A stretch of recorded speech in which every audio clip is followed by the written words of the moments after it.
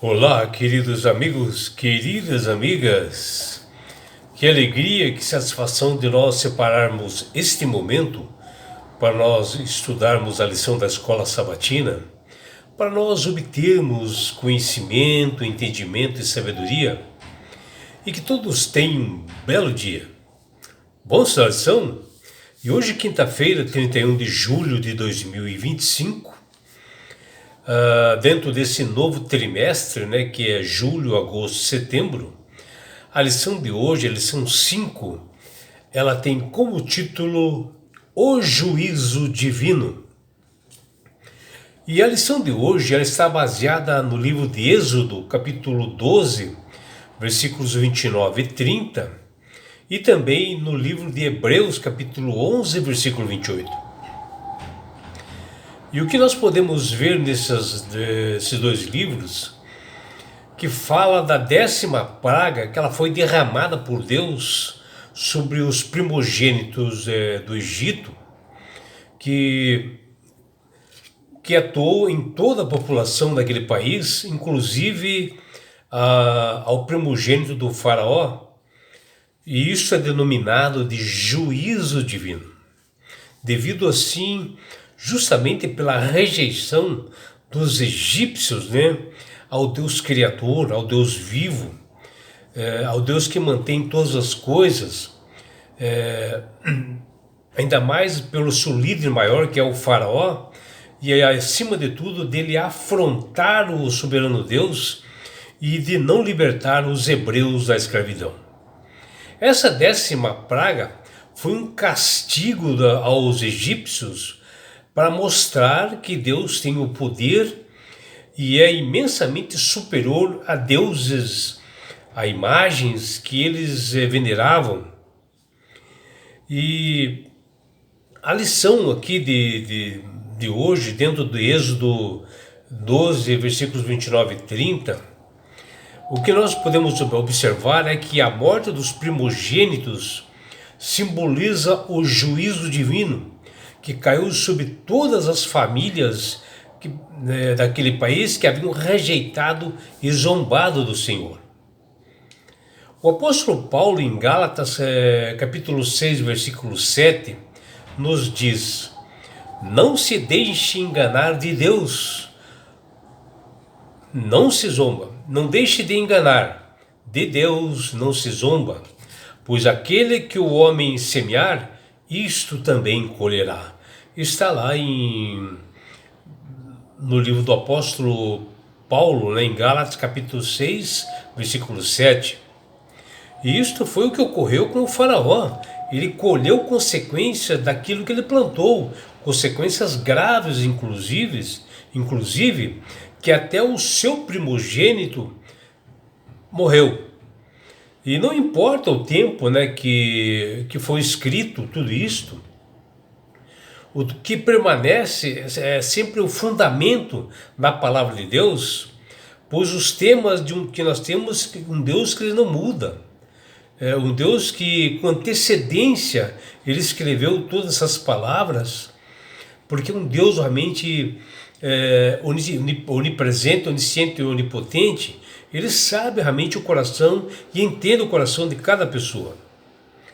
E como já havia acontecido, né, com as pragas anteriores que sobrevieram sobre o Egito, e que eles já haviam demonstrado, essas pragas, né, havia demonstrado para os egípcios que os ídolos e os deuses deles eram incapazes de salvar o povo. Ou seja, era uma total inutilidade, e isso ficou bastante evidente quando ocorreu essa 10ª praga, que trouxe assim, consequências catastróficas e graves para os egípcios, né, que eles não puderam fazer absolutamente nada. E o faraó, ele era visto assim por toda a população egípcia como uma personificação do poder do Egito. E eles consideravam o faraó como um deus supremo daquela nação. e o seu filho primogênito era considerado um filho de um Deus. Vejam, as consequências recaíram justamente sobre o primogênito dele, que acabou realmente morrendo com essa 10ª praga. E no entanto, eles se mostraram assim impotentes, né, esses deuses, diante do Deus vivo, Deus poderoso, um Deus soberano, onde Moisés e Jetro, eles fizeram sim declarações sobre o poder de Deus bem antes para os egípcios, mostrando a superioridade que está lá em Êxodo 15:11 e Êxodo 18:11, mas os egípcios não observaram isso.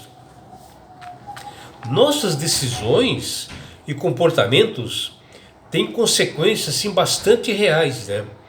E bastante dolorosa ao ouvir a verdade, onde todos nós já experimentamos e que não sofremos sozinhos as consequências de coisas erradas que nós fazemos. Outras pessoas, às vezes até mesmo assim inocentes, pagam e sofrem em decorrência dessa natureza pecaminosa de seus responsáveis, no caso o faraó. As terríveis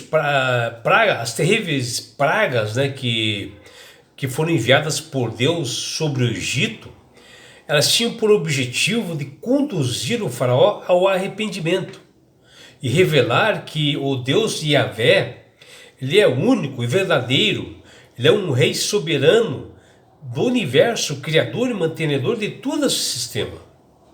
O termo faraó era o título dado ao rei do Egito, que se auto-intitulava como filho de Rã, como um deus, né, ele era considerado. E Deus fez diante do faraó e o povo egípcio, né, milagres assim, sinais e maravilhas, né, coisas sobrenaturais, de que ele, Deus, é superpoderoso, né? Mas a obstinação do faraó, a sua teimosia, a sua arrogância e resistência dos egípcios nos ensinam que mesmo diante de coisas sobrenaturais que só Yahvé pode fazer, quando as pessoas endurecem o coração, não existe mais a possibilidade do arrependimento acontecer e muito menos a transformação. O mal já está instalado dentro deles, porque o inimigo realmente tomou conta dos seus corações. E assim Deus teve que enviar o juízo, a última praga que atingiu os primogênitos, tirando a vida daquele filho do faraó. Um juízo pleno, assim, direcionado aos deuses do Egito e a todas as famílias que veneravam e adoravam assim, deuses falsos, né? Ídolos, imagens sem valor, que refletem desejos, medos, sentimentos do próprio povo egípcio, onde essas pessoas eram manipuladas justamente por Satanás. Como também acontece nos dias de hoje, né? Através de imagens, as pessoas veneram, através do espiritismo, né? Através de adivinhos, sortistas, que não têm poder algum diante do Deus criador e mantenedor do universo. Como ocorreu com as pragas lá que foram derramadas antes no Egito, com eles já haviam demonstrado a esses ídolos, né, que eles eram incapazes de atuar, de proteger aquele povo, de salvar aquelas pessoas. E quando ocorreu a 10ª praga, isto ficou bastante evidente, porque trouxe consequências graves para toda a nação, todo o povo. E olha que o Deus Rã, o Deus que eles veneravam, ficou de braços cruzados, né? Assim como eles haviam criado aquela imagem. E assim um panteão de outros deuses também, que nada puderam fazer. Eles eram tidos como responsáveis naquele povo egípcio, como pela vida, pela fertilidade, pela imortalidade, e não puderam fazer nada diante do Deus Criador e mantenedor de todas as coisas. A 10ª praga feriu o que eles tinham de mais de orgulho, né? Os primogênitos no Egito. A morte de todos ali representava um juízo de Yahvé contra todas as famílias que haviam se rebelado e rejeitado o Senhor, como diz lá em Êxodo capítulo 12, versículos 29 e 30. E o resultado dessa rejeição, desta 10ª praga, se apresentou em todo o reino do Egito, onde o orgulho de cada casa egípcia caiu por terras, foi derrubado, e o que se via e ouvia era gemidos, gritos, desesperos, choro, lamentações que enchiam todo o território egípcio, justamente devido ao juízo divino que recaiu sobre eles. E até o arrogante faraó e os seus oficiais, todos estavam trêmulos, pálidos, apavorados com a situação. E nesse momento, aonde estava o Deus do faraó? Onde estava? E a deusa chamada Ísis, que diziam que ela protegia as crianças, onde ela estava? E a deusa Reguete, que assistia as mulheres no parto, que nesse momento gritavam, onde estava esta deusa?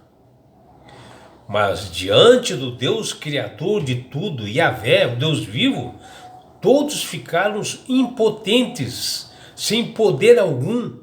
E diante dessas declarações de Moisés e Jetro, deveriam os egípcios ter conhecido o poder e a superioridade do Senhor, que está no mundo todo, e estava no Egito naquele momento, que está lá em Êxodo 5:11 e Êxodo 18:11, porque nós temos um Deus soberano. E este recado vai para nós hoje, aquelas pessoas que afrontam ao Deus Criador do universo, fazem escárnios. O juízo está chegando na segunda vinda de Jesus.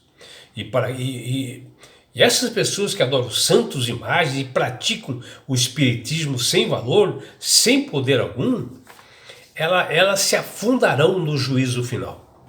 E é por isso, meu amigo, minha amiga, que Deus tem falado, tem clamado a todas as pessoas, através do poder do Espírito Santo, para aceitarem a Jesus como Salvador e Senhor. Porque Jesus diz, eu sou o caminho, a verdade e a vida, ninguém vai ao Pai senão por mim. Está lá no livro de João. E é aqui Jesus falando que Ele é o único que pode realmente mediar entre os homens e Deus. E a salvação só vem através dele. Quando você aceita verdadeiramente a Jesus como Salvador e Senhor, obedecendo seus estatutos e mandamentos, e observando o 4º mandamento, você ganhará de Deus esse grande presente que chama-se salvação. E com isto, na grande volta de Jesus a este mundo que se aproxima, Jesus, levará você, seus filhos, sua família, seus amigos e todos nós, Jesus, levará para as mansões celestiais. Um lugar onde, meu amigo, minha amiga, onde lá não haverá mais morte, mais dores, mais aflições, não haverá perseguições, não haverá doenças. Você estará no céu. Você terá a oportunidade de abraçar seus entes queridos. Você terá a oportunidade de participar da grande festa do Cordeiro, do casamento, da união do noivo Jesus com sua noiva, a igreja, que somos nós. E nós estaremos numa grande festa de confraternização. E você terá, meu amigo, minha amiga, uma grande oportunidade de você estar assim, face a face com Jesus. Já imaginou? Sabe por que Deus quer fazer isto com você, meu amigo? Com você, minha amiga? Porque Jesus te ama. Abraços do seu amigo João Carlos Amorim.